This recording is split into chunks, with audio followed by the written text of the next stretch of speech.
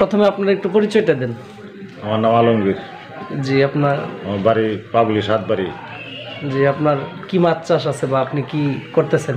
আমি পাবদা আর এই তেলাপিয়াও আছে, আর গুলশা আর শিং আছে। কি পরিমাণে আছে আপনার এইসব মাছ? কোনোটা মানে বেশি আছে, কোনোটা কম আছে। মানে অনুপাতটা, সংখ্যাটা কেমন, কোনটা?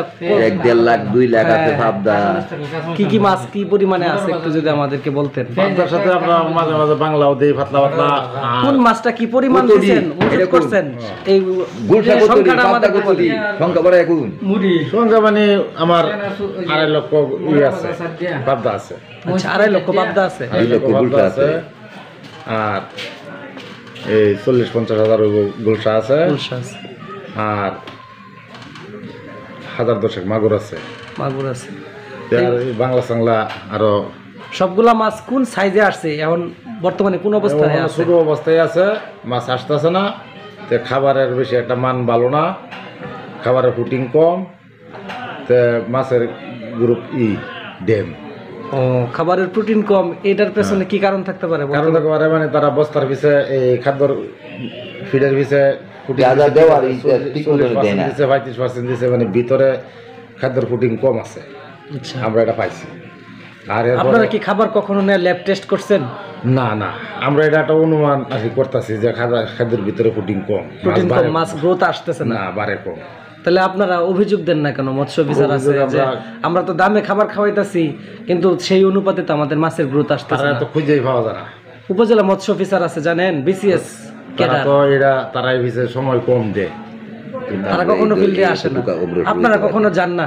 আমরা মানে যাই মাঝে মাঝে, তারা আগে পাই না সময় মতো, অফিসে পান না সময়। আমরা পাই ওই যে কোম্পানি যে ডাক্তার দিছে, ডাক্তাররা পাই মাঝে মাঝে, তারা পানি টানি চেক আপ করে, আর এই ওষুধ তারা কোম্পানি থেকে, কোম্পানি তাদের ওষুধ বিক্রির স্বার্থে আসে। কিন্তু সরকার যে আপনাকে সেবা দেওয়ার জন্য বিসিএস কর্মকর্তা রেখে দিয়েছে প্রত্যেক উপজেলাতে মৎস্য অফিসার, এই সেক্টরে সে অনার্স মাস্টার্স কমপ্লিট করে বিসিএস দিয়ে সে অফিসার হিসেবে আসছেন, মৎস্য অফিসার, উপজেলা মৎস্য অফিসার। তাহলে সে এই অফিসার আপনাদের এলাকায় আসে না, তদারকি করে না, বা আপনারা যান না? আমাদের এলাকায় আসে না, আপনারাও যান না, কোনো সম্পর্ক নাই। এই জন্যই তো মানে মাছ চাষের কোনো পরামর্শ পান না। আমরা পরামর্শ পাই না, আমরা সুবিধা করা হইতেছি না।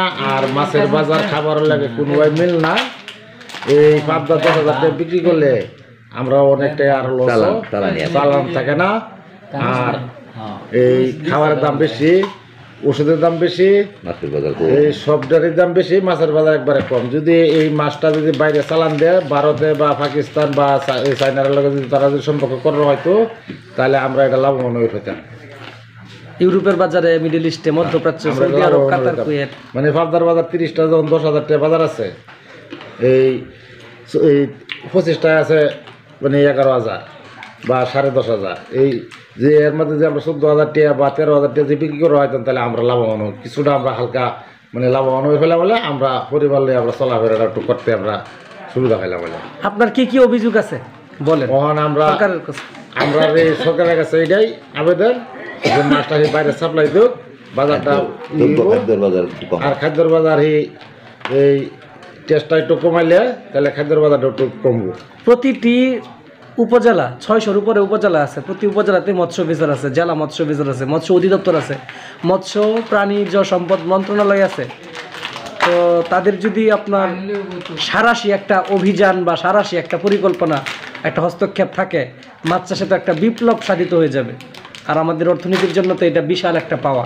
হ্যাঁ, তো সর্বোপরি সুযোগ সুবিধা আমরা পাই না। সর্বোপরি আপনার আমরা কাছে এই সুযোগ সুবিধা পাই না। আমরা সাধারণ চাষি, মানে এই যে এটা নির্ধারিত, আমরা পরে লাস্টে গিয়ে আমরা আরো ক্ষতিগ্রস্ত, আমরা লাভবান হতে পাই না। মাছ চাষ করে আমরা লাভবান হতে পাই না, কিংবা মানে এই চলাটাই আমরা কষ্ট। এভাবে তো চাষি হারায় যাব। সরকারের তো আগে আসা দরকার। আমরা দিই আরো এটার উপরে আমরা ঋণ থেকে যা। সরকার সার ক্ষেত্রে, কৃষি ক্ষেত্রে ভর্তুকি দেয়, গার্মেন্টস ইন্ডাস্ট্রি বাঁচানোর জন্য ভর্তুকি দেয়, ঋণ দেয় সহজ শর্তে মালিকদেরকে। এটাও তো একটা খাত, এটাও তো একটা ভালো উজ্জ্বল সম্ভাবনা, একটা খাত, সম্ভাবনাময় একটা খাত। এই খাতে যদি আপনার আরো সুযোগ সুবিধা বাড়ানো যায়, তাহলে তো আপনাদের সুবিধা হয়। যেগুলো 1200 টাকা 1400 টাকা এই খাদ্যের ফিট আছেন বস্তা 25 কেজি 20 কেজি হেবেলায় ভাবতে আছেন 16,000 টাকা 18,000 টাকা হেবেলা তার চাষি লাভবান হয়েছে। ওখান কোনো চাষি লাভবান নাই, ওখান এই আগের এটাই চলতেছে, ওখান ক্ষতিগ্রস্ত। তাহলে এর থেকে উত্তরণের কি উপায় আছে বা উত্তরণের মানে যদি খাবার রেটটা যদি একটু আবার যদি গায়ের রেটটা যদি একটু কমা আর মাছটা যদি বাইরের চাষবাসটা ঠিক মতন যদি সাপ্লাই দেয় তাহলে আবার চাষি লাভবান হয়ে যাবে, তাহলে আর সহজ শর্তে ঋণ টিন বা দেশ উন্নত হয়ে যাবে। ঋণ টিন কখনো পাইছেন? কোনো না না, আমরা কোনো ব্যাংকের থেকে আমরা কোনো ব্যাংক না সরকারি আছে ঋণ না আছে? না, আমরা কোনো পাইছি না, ক্ষুদ্র না পাইছি না। উদ্যোক্তা ঋণ আছে? এরকম কোনো সুযোগ সুবিধা আমরা এই গত বছরের সিলেবাস অনুদান আছে? গত বছরের শিলাবৃষ্টির আমরা নাম টাম নিচে যে মৎস্য চাষের আমরা কিছু একটা সহযোগিতা করবো তারা উপর থেকে, আমরা এটা পরে আমরা কিছু পাইছি না ফলাফল। আমরা ময়মনসিংহ ডিস্ট্রিক্ট গত বছর খুব ক্ষতি হয়েছে, মাছ এক বৃষ্টিতে একটা না 2 দিন ভরা বৃষ্টি হয়েছে না 3 দিন ভরা বাসায় হয়েছে, আমরা এটা কিন্তু লাভবান পাইছিও না, আর আমরা সরকার এটা আমরা দেখছিও না। কয়েক হাজার কোটি টাকার মাছ গেছে মানুষের ময়মনসিংহ অঞ্চলে শুধু ময়মনসিংহ ডিস্ট্রিক্ট এই মানুষ ক্ষতিগ্রস্ত হয়েছে, সরকারের কোনো প্রণোদনা দেয় নাই, অথচ কিন্তু আসছে প্রণোদনা। না আমরা কোনো আমরা নাম টাম নিচ্ছে ঠিক আছে, খালি মৎস্য চাষের নাম নিচ্ছে খালি, আর কিছু এটা আমরা পাইছি না ফলাফল। তাহলে আপনারা যাইতেন মৎস্য অফিসারের কার্যালয়ে উপজেলা? আমরা গেছি চেয়ারম্যানকে, আমরা যে ইউনিয়ন কাউন্সিলের চেয়ারম্যান আছে চেয়ারম্যানের কাছে আমরা আবেদন করছি, চেয়ারম্যানে কইছে আগে আগা তোমরা শুনাইয়া বা আমরা দেখপাম কিটা উপজেলা চেয়ারম্যান আর ইউনিয়ন কাউন্সিলের চেয়ারম্যান আর কিটা এমপি মন্ত্রীরা তারা কিটা এটা উপর থেকে বোঝা মন্ডল তারা এটাই তারা নিচে নাকি এটা আমরা সঠিকটা বলবো হইতেছি। এখন তো আর কোনো ফেসিবাদী সরকার নাই, এখন জনগণের সরকার। আপনাদের কি চাওয়া আপনাদের স্বার্থে? জনগণের সরকার, আমরা তো সরকার আবার চাইতেছি, সরকার চাইতেছি, জনগণের সরকার, দলীয় সরকার না। সরকার এটা অবস্থায় সরকার আছে, হি তো বাইরে কোনো মাছের কোনো আছে না, আর মৎস্য চাষের কোনো তার আলোচনাই নাই, মানে আছে তারা আছে রাজনীতির লিয়ে খালি এখন ব্যস্ত দেশের রাজনীতি। উৎপাদন খাত কিভাবে আরো ত্বরান্বিত করা যায়, আর অগ্রগতি লাভ করা যায় সেই বিষয়ে তারা এটা কোনো আমরা কোনো সংসদ কোনো আলোচনা দিই না। উৎপাদন তো আমরা ঠিকই আছে, আমাদের আমরা মাছের উৎপাদন ঠিক আছে, মানে তারা কোনো আলোচনা নাই, এটা ধন্যবাদ নাই। আমাদেরকে সময় দেওয়ার জন্য অসংখ্য ধন্যবাদ। প্রথমে আপনার পরিচয়টা দেন। আমি একজন চাষি, মৎস্য চাষী। জি জি, আপনার পরিচয়টা দেন। আমার পরিচয় হলো আমি মোহাম্মদ আলাউদ্দিন। জি, আপনি একজন মৎস্য চাষী। জি, কি কি মাছ চাষ করেন আপনি? আমি পাবদা, গুলশা, শিং, পাঙ্কাস, তেলাপিয়া। জি, কতদিন যাবত আপনি মাছ চাষে আছেন? আমি তো বিগত 4 সাল থেকে ধরুন 2004 সাল থেকে এখনো অবধি মাছ চাষের সাথে আপনি সম্পৃক্ত আছেন, মোটামুটি জড়িত। তাহলে আগে কেমন লাভ পাইতেন আর এখন কেমন লাভবান হন আপনি?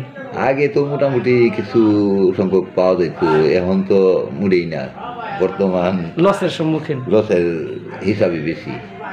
আচ্ছা, তাহলে এই লসের পেছনে কি কারণ থাকতে পারে আপনার কি মনে হয়? আমার মনে হয় যে মাছের বাজারে আর খাদ্যের বাজারের সাথে কোনো একটা সম্পর্ক ভালো লাগে না আর কি। আচ্ছা, আগে যে মাছের খাবারের যে দাম ছিল তার তুলনায় এখন কি মাছের খাবারের দামটা কি বেশি কিনা? রিডাবল হয়েছে খাদ্যের দাম।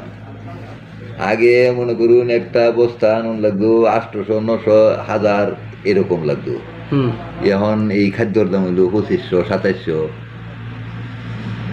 আচ্ছা, তাহলে এখন খাদ্যের দাম কমানোর জন্য কমানো দরকার কিনা রাষ্ট্রীয়ভাবে? মনে করুন আগে এই পাবদা বেতন গেছে 20,000, 15,000, 16,000, 20,000 টাকা মন, এখন বর্তমান বাজারে 10,000, 12,000 এই অবস্থা। খাদ্যের দাম বাড়ছে মাছের তুলনায় দাম। মাছের খাবারের দাম কমানোর জন্য সরকারের কি পদক্ষেপ নেওয়া প্রয়োজন কিনা? অবশ্যই। তাহলে আপনি একজন ক্ষুদ্র চাষি হিসেবে, প্রত্যন্ত গ্রামের চাষি হিসেবে, মৎস্য চাষি হিসেবে বাংলাদেশ সরকারের কাছে আপনার কি চাওয়া? আমার কি চান আপনি চাষি হিসেবে? যেভাবে আমরা মাছ চাষ সফলতা হইতে পারি এই কার্যক্রমে আমরা চাই যে কিভাবে করলে এটা লাভবান হতে পারে। খাবারের দাম, মাছের খাবারের দাম কমলো, সরকার একটা রাষ্ট্রীয় ভর্তুকি দিয়া মাছের খাবারের দামটা যেন একটু সহনীয় পর্যায়ে আসে, সেই জন্য সেই লক্ষ্যে সরকার যেন কাজ করে। জি জি জি, এইটাই। এবং সরকার যেন একটা ওই যে জাতীয় কিছু কিছু কমিটি গঠন করছে বিভিন্ন সংস্কারের জন্য, নির্বাচন কমিশন সংস্কারের জন্য বিভিন্ন সেক্টরে তারা কমিশন গঠন করছে। এরকম মৎস্য সেক্টরে একটা কমিশন গঠন করে চাষিদের স্বার্থ রক্ষা, মৎস্য খাতকে আরো এগিয়ে নেওয়া, হ্যাঁ এই সেক্টর নিয়ে একটা কমিটি করতে পারে কিনা সরকার।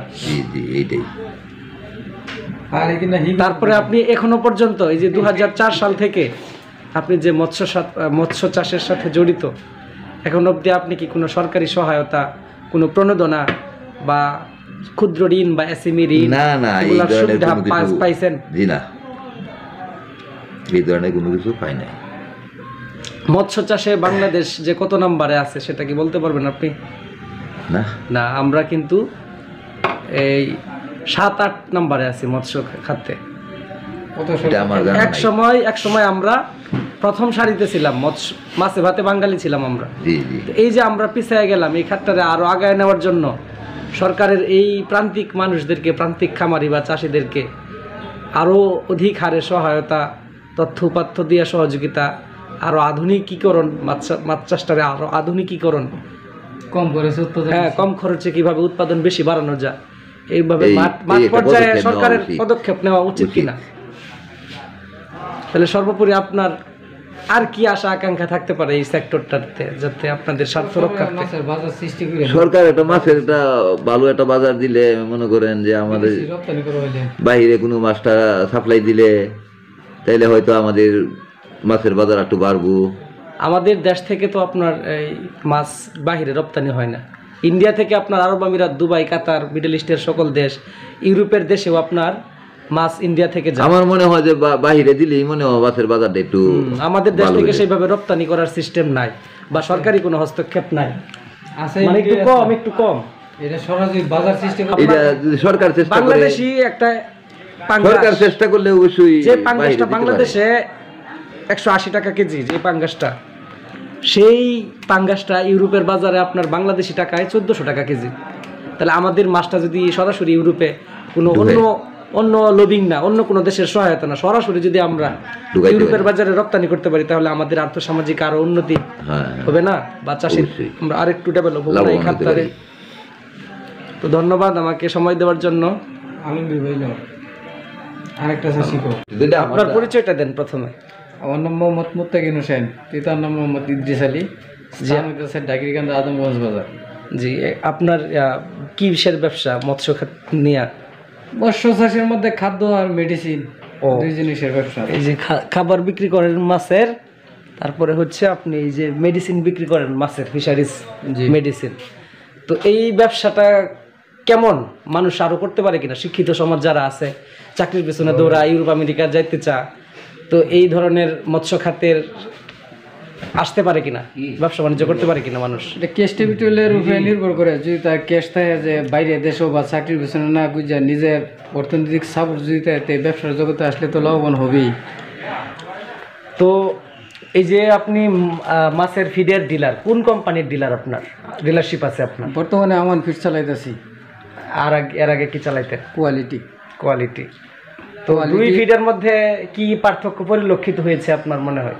একটা ফিডের মান যাচাই করলে, ধরো 1 বছর যাবত তার এফসিআর সঠিকভাবে দেখলে, যে ওজন আর কত কেজি খাইলো আর কত কেজি বিক্রি করলাম, তাহলে খাদ্যের গুণাগুণ কিন্তু ধরুন যা 15 দিন বা 1 মাসে খাদ্যের গুণাগুণ কনফার্ম ওন জানা যায় এই খাদ্য ভালো, ওই খাদ্য ভালো না। আচ্ছা, আপনার নিজস্ব মাছ চাষও কি আছে কিনা? আছেই তো, পাশাপাশি এটা আব্বার আন্ডারে আছে। ও, তো আপনাদের ফিশারির কি অবস্থা, মাছ চাষের কি অবস্থা, সেখানে কেমন লাভবান হচ্ছেন আপনারা? লাভবান বলতে গত 10 বছর পূর্বের কথা বললে তো লাভবান হয়েছিলাম, বর্তমানে তো আর ওই লাভটা নাই। কেনই বা লাভ নাই এখন, বা আপনার কি মনে হয়? এখন লাভ নাই। ওখানে লাভ থাকলেও এটা হইতেছে পার্সেন্টেজের উপরে। আগে আছেন 50%, ওখানে হইতেছে 20% লাভের সম্ভাবনাতে। যদি মাছ ট্রাবল দেয় বা মাছ কোনো অ্যাক্সিডেন্ট বা দুর্ঘটনা যে ঘটে, যে রোগ আসলো, ট্রিটমেন্ট নিল, ট্রিটমেন্টের খরচ বাড়ে, রোগ সারাইতে বাদে মাছের এফসিআইটাও সঠিকভাবে হয় না। ফিডের উপরেও ফেসার পরে এমনি প্লাস মেডিসিনের যে এক্সট্রা খরচ গিয়া অ্যাড হইলে তে বছর শেষে বার্ষিকভাবে যে লাভের কথাতে ওই লাভটা আসে না।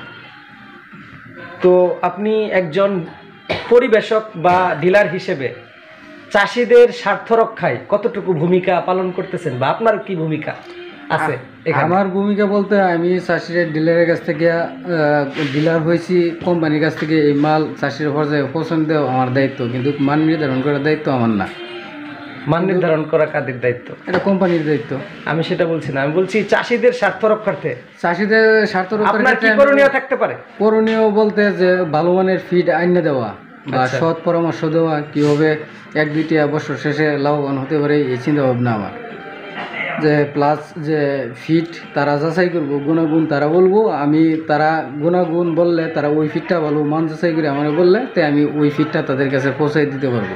আচ্ছা, যদি আপনার ফিড, আপনি যে কোম্পানির পরিবেশক, সেই ফিড খাওয়ায় যদি আপনার চাষি ক্ষতিগ্রস্ত হয়, সেইভাবে যদি আপনার মাছ গ্রোথ না আসে, তাহলে সেক্ষেত্রে এই চাষিদের বাঁচানোর জন্য কি পদক্ষেপ নেবেন বা কি করা যেতে পারে? এই ফিড খাওয়ানোর পরে যদি চাষি লাভবান না হয়, এটা তো আমার কিছু করার নাই, কিন্তু আমার প্রথম অবস্থায় হচ্ছে আমি একটা কুট ফালছি যে আমি ওই কোম্পানির যে ডকুমেন্টারি বা তার ফিডের মান কী আছে সব কিছু তাদের কাছ থেকে শূন্য, আরও একজনের কাছে পরামর্শ, চাষিদের কাছে পরামর্শ নিয়ে কুট খুলছি। যত বই খোলা হয়েছে ওই মান তো ফিড ব্যবহার না করা পর্যন্ত ওই ফিডের গুণাগুণ কিন্তু বলা যায় না। আচ্ছা, আপনার আমান ফিড আর সিপি ফিডের মধ্যে খাবারের দামের কেমন পার্থক্য? ধরেন 0.5 মিলি খাবারটা, সিপির কত রেট আছে বর্তমান বাজারে এবং আমানের কি রেট আছে, পার্থক্যটা কেমন একটু বলতে পারবেন? এই ক্যামেরাটা ক্লোজ করো, সিপির রেট কি আমি জানি? আমার যে প্রশ্ন করলো অসুবিধা নেই, আমি এইগুলো ডিলিট করে দেবো না, কেটে দেবো না। সিবির রেট আমার সম্ভবত জানা নাই। সিবি আমি যেহেতু খাওয়াইছি না বা অন্য চাষের রোগে আমি সিবি দিছি না, ওই রেটটা আমার সঠিক জানা নাই। কিন্তু আমান ফিড কোয়ালিটি টঙের চেয়ে যে 1.2 আর 1.5 মিলি, আমানের কিন্তু 1.5 মিলি 1.2 নাই, কোয়ালিটির 1.2 সর্বোচ্চ মানের প্রোটিন সমৃদ্ধ খাবার ওইটার সাথে আর 1.5 মিলি আমানের যদি কম্বিনেশন করা কেজি পার কেজি হইতেছে 123 টাকা কোয়ালিটি, আর হইতেছে আমানের 1.5 মিলি 40% প্রোটিন, এটা হইতেছে 108 টাকা কেজি। তো ওই হিসাবে আমান কোয়ালিটির থেকে একটু কম। আচ্ছা, তো এখন মাছ চাষটারে আরও গতিশীল করা কিভাবে যেতে পারে? গতিশীল করার দায়িত্ব কিন্তু একজন ডিলারে কিন্তু পারতো না, এটা সরকার যদি পদক্ষেপ নেয়, মাছের বাজার কূটনীতিকভাবে অন্য রাষ্ট্রের সাথে যদি সম্পর্ক ভালো করে যদি মাছ সাপ্লাই করা পারে, তে উৎপাদনের সাথে সাথে কিন্তু মাছের চাহিদা তৈরি হইলে মাছের বাজারটা সঠিকভাবে চাষিরা পাইব। তো বাজার যদি বাইরের রাষ্ট্রের সাথে বাজার যদি কম্বিনেশন না করে, তো চাষিরা সঠিক মানটা পাইতো না, বাজার দরটা পাইতো না। আচ্ছা, বাজার না থাকার কি কারণ থাকতে পারে মনে করেন তো? বাজার না থাকার কারণ অনেকগুলোই কারণ থাকে। যে ফিডের আমার বাংলাদেশে যে পরিমাণ মাছ উৎপাদন চাহিদা কিন্তু কম, চাহিদা বাড়ানো লাগবে, উৎপাদনের সাথে সাথে চাহিদা না বাড়লে বাজার কমবে। আচ্ছা, উৎপাদন বাড়ানোর সাথে সাথে বাজার সৃষ্টি করতে হবে, তো চাষিরা সঠিক বাজারটা পাইবে। আর সরকারিভাবে যে পদক্ষেপ নেয় যে চাষি পর্যায় থেকে বাজার নিয়ন্ত্রণ, যে মাধ্যম ধরে যে বিক্রি করা হয়, পরে কিন্তু লাভবান হয়ে যায়। চাষি কিন্তু 1 বছর একটা পুকুরে মাছ চাষ করিয়া তারপরে মাধ্যম ধরে কিন্তু এই মাছটা বিক্রি করতে হয়। মাধ্যমে হয়তো বাজার মনেতে 1-200 কেজি 1-200 টাকা মনেতে নেগা, চাষির কিন্তু 200 টাকা বেশি পাইতো। তাহলে এখন এই যে মাছ চাষের একটা বিপ্লব কিভাবে সাধিত করা যেতে পারে সর্বোপরি আপনার কি বক্তব্য থাকবে? সর্বোপরি হইতেছে এটা হইতে সরকারের প্রণোদনা সৃষ্টি করতে হবে, সরকারের যে চাষি পর্যায়ে যে ক্ষুদ্র ঋণের ব্যবস্থা করতে হবে স্বল্প সুদে, ওইভাবে সাপোর্ট দিতে হবে। সরকারের মাছ চাষের উপরে নজর দিতে হবে, বাইরে বাজার সৃষ্টি করতে হবে। প্লাস যে খাদ্যের উপরে যে ট্যাক্সটা নেয়, এই ট্যাক্সের হারটা কমাইতে হবে। আর হচ্ছে অত্যাধুনিক প্রযুক্তির সাথে সাথে চাষিদের জ্ঞান ডেভেলপ করাইতে হবে প্রশিক্ষণের মাধ্যমে। বাইরে যে প্রোটিনযুক্ত ওষুধগুলি এগুলির দাম অনেক অনেক। তাহলে এখন আমরা মাছ চাষের কোন পর্যায়ে আছি, বা আমরা যদি ভারতের সাথে কম্পেয়ার করি বা চায়নার সাথে কম্পেয়ার করি, অন্যান্য দেশের সাথে কম্পেয়ার করি, আমাদের মাছ চাষটা কোন পর্যায়ে আছে বলতে পারবেন? আমাদের মাছ চাষটা বলতে ওইভাবে তো আমরা হইতেছে ডকুমেন্টারি নাই বা আমরা যে রিপোর্ট এত দেখি না বা নিউজ এত করি না, তারপরেও বাংলাদেশে যে আগের তুলনায় অধিক হারে মাছ উৎপাদন হয়, উৎপাদন হওয়ার সাথে সাথে কিন্তু উৎপাদন ভার্সেস চাহিদা কমে গেছে। ওখানে উৎপাদনের সাথে সাথে চাহিদা বাড়াইতে হলে বাইরে কান্ট্রিতে মাছ সাপ্লাই করতে হবে, নতুন বাজার সৃষ্টি করতে হবে। নতুন বাজার সৃষ্টি করতে হবে। আর হচ্ছে মাছের সাথে যেগুলা জিনিস অ্যাকচুয়ালি জড়িত ওইগুলার মালের রেট সরকারের ওইগুলা মালের উপরে যে ট্যাক্স নির্ধারণ করেছে, ট্যাক্স কমাইতে হবে, যে চাষিরা অল্প টাকাতে যে এই ওষুধগুলা খাদ্যগুলা পায়। তো সরকারের আর কি কি পদক্ষেপ নিতে পারে? সরকারের পদক্ষেপ তো এই 3-4টা পদক্ষেপ নিলে চাষিরা দক্ষ করে তুললে মাছ চাষটা কিন্তু তারা সঠিকভাবে পরিচালনা করে বললে অল্প সময় কিন্তু মাছ বিক্রি উপযুক্ত করতে পারবে। আর চাষিরা যে প্রথমে যে মাছটা কালচার দেয়, টেকনিক্যালি যদি দিক দিয়ে যদি তারা দক্ষ হয়, তো মাছটা আকার আয়তন অনুযায়ী মাছটা সার্ভ করবো, গ্রোথ সঠিকভাবে আইব। আপনি কি কি মাছ চাষ করেন? আমি তো বাজার জাতের মাছ চাষ করি, ফাঙ্গাস, পাবদা, তেলাপিয়া, গুলশা, শিং, মাগুর, পাশাপাশি কই। কোন মাছের মধ্যে সবচেয়ে লাভ বেশি? অল্প ইনভেস্ট এবং লাভ বেশি কোন মাছে? অল্প ইনভেস্ট, এটা সময় সাপেক্ষের বিষয়। পাবদাটা কালচার দিলে লাভের হারটা একটু বেশি দেয়, কিন্তু সময় নেয় বেশি।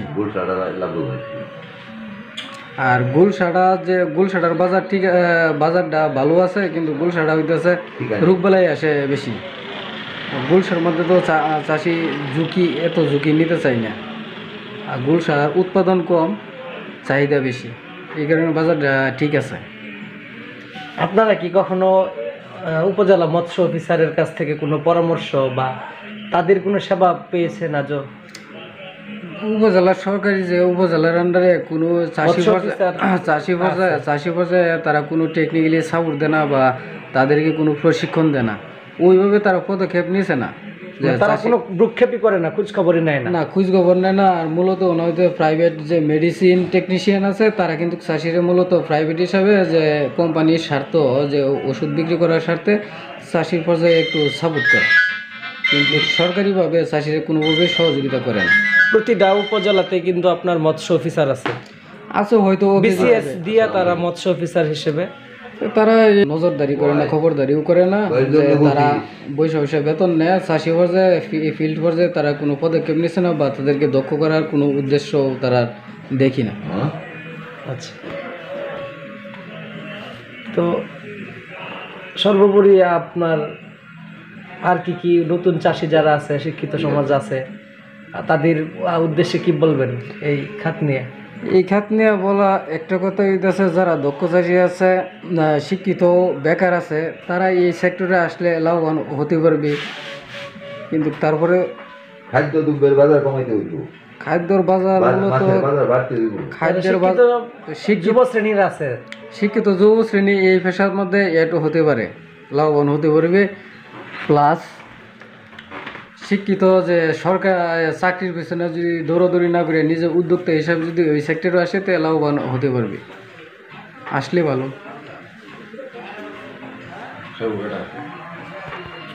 তাহলে খাবারের দাম কমানোর জন্য আর কি কি পদক্ষেপ নিতে পারে সরকারের?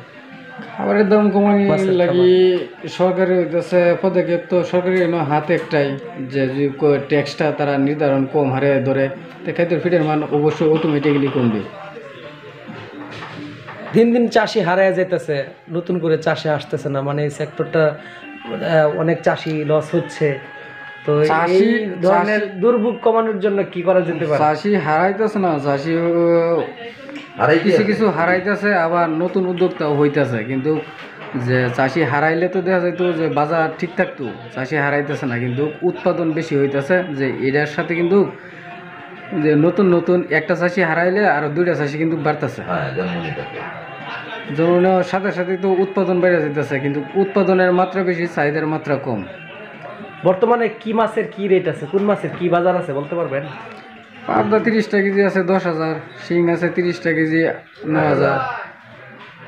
আর অন্যান্য মাছ বাজার কি একটু বলেন আমাদেরকে বিস্তারিত। পাঙ্কাশের আছে পাঙ্গাসের বাজার 120, 120-30 টাকার মধ্যে আছে পাঙ্কাশ, 1-1.5 কেজি 2 কেজি ওজনের এটা পাইকারি রেট। পাইকারি। পরে তেলাপিয়া বাংলা এই তো 140 টাকার মধ্যে 2-3 কেজি তেলাপিয়া 140 টাকা। কই পরে গুলশা ট্যাংরা কই ভিয়েতনামি। গুলশার বাজারটা ভালো আছে, ট্যাংরার বাজার ভালো আছে, কিন্তু এটির উৎপাদন কম। বাজারটা কি বাজার আছে রেটটা কি? স্পষ্ট রেটটা কি? 20 কেজির গুলশার বাজার আছে 26,000 27,000 টাকা, আর ট্যাংরার হইতেছে 100 কেজির বাজার আছে 17,000 16,000। আচ্ছা, তাহলে মৎস্য না আপনাদের এই যে চাষকৃত মাছ আপনারা যখন বাজারজাত করেন তখন কোনো হেনস্থার শিকার হন কিনা, কোনো অসুবিধার সম্মুখীন হন কিনা? মাছ বিক্রির সময় হেনস্থার শিকার হয় মানে হয় না, যে মাধ্যম ধরে তো বিক্রি করি, যে টাকা ক্যাশেই বিক্রি করি, এনে তো আর মাধ্যম ধরে বিক্রি করার মধ্যে আমরা ঝামেলা সৃষ্টি হয় একটাই, যে অন্য একজন ব্যক্তির মাধ্যমে বিক্রি করলাম, এদিকে মনেতে 200 টাকা করে নিচে গা, এনে কিন্তু চাষির কিন্তু 200 টাকা ক্ষতিগ্রস্ত হয়। মধ্যস্বত্বভোগীদের দৌরাত্ম্য কমানোর জন্য কি পদক্ষেপ নিতে পারে সরকার? সরকার পদক্ষেপ নেওয়ার পরে সরকার একটা রেট নির্ধারণ করে বাজার নিয়ন্ত্রণ করলে তে রেটটা চাষিরা, যে চাষি পর্যায়ে রেটটা সঠিক পাইব, পাইতাছে। যে মধ্যম যে ভোক্তা আছে তে এই 200 টাকাই আত্মসাৎ করতে পারতো না, চাষি 200 টাকা পাবে। ধন্যবাদ, আমাদেরকে সময় দেওয়ার জন্য অসংখ্য ধন্যবাদ।